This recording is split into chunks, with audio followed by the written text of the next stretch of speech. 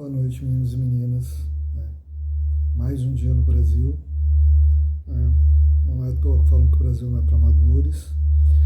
E a gente está lidando, vendo as notícias estão reverberando por aí, falando da PEC e da blindagem. Quando você acha que as coisas começam a se caminhar no Brasil, vem a política e consegue colocar uma surpresa, a maioria das vezes não agradável.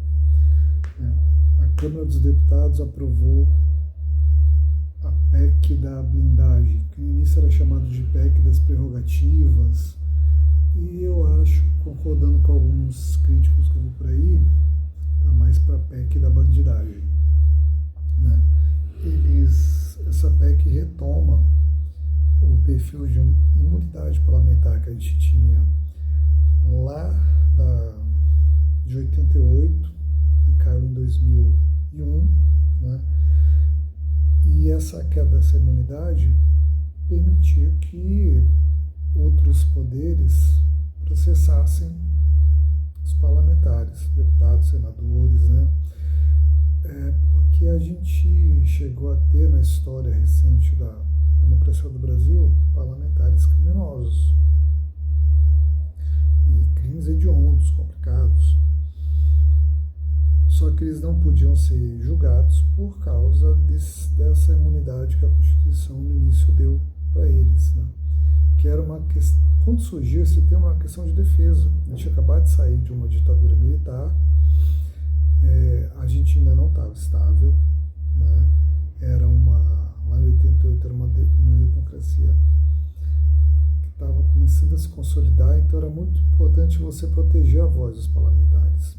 Porque quando você tem um golpe, se é dado pelo executivo, de for em outro movimento, geralmente o legislativo e a Suprema Corte do país são afetadas, para você não ter discussão, você não ter freios e contrapesos. Mas em 2001 a gente percebeu que essa imunidade toda às vezes não ajudava, atrapalhava. Agora que o Brasil está se demonstrando que não é um país da impunidade, porque quando você condena um presidente, tentativa de golpe, está condenando militares, você está mostrando que, concorde ou não com os meios e tal, impunidade não é a regra. Se alguém faz alguma coisa, ele vai pagar.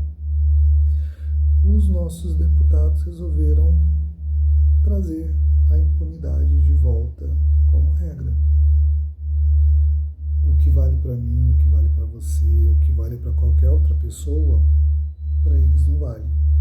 Eles não podem sofrer processo, eles podem cometer, na ideia deles, eles podem cometer os crimes mais hediondos e os únicos que podem julgá-los são os próprios pares, os outros deputados. Trazendo para um exemplo bem simples, aqui na região que eu moro, na região da Grande Vitória, está todo mundo comovido com a morte de um estudante do IFES, que foi atropelado na BR-101. Foi atravessar a BR-101, em Viana, o carro pegou ele. E o motorista fugiu, não prestou socorro. Na lógica que esses deputados estão colocando, se a pessoa, o motorista, que é uma pessoa horrenda, se atropela a pessoa e não presta socorro, fugiu. Se ele for um deputado federal, nada acontece com ele. Se não prenderem ele em flagrante, a justiça não pode abrir um processo, por exemplo, por um deputado ter atropelado e matado uma pessoa na rua. É isso que está sendo trazido para a gente.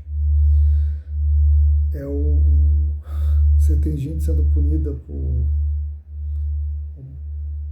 entrar no supermercado e roubar um saco de farinha para alimentar os filhos, porque está numa dificuldade difícil. Deputados poderiam fazer as maiores atrocidades e nada acontecer com eles. Só se ele não fosse muito bem quisto pelos outros deputados.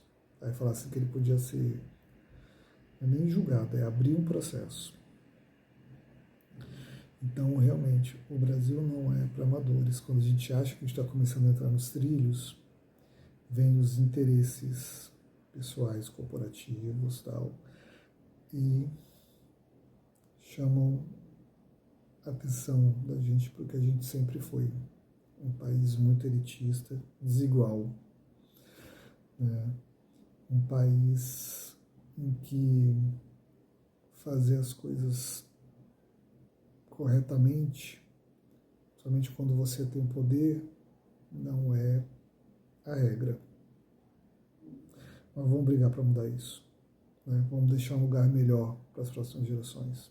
Abraço a todos.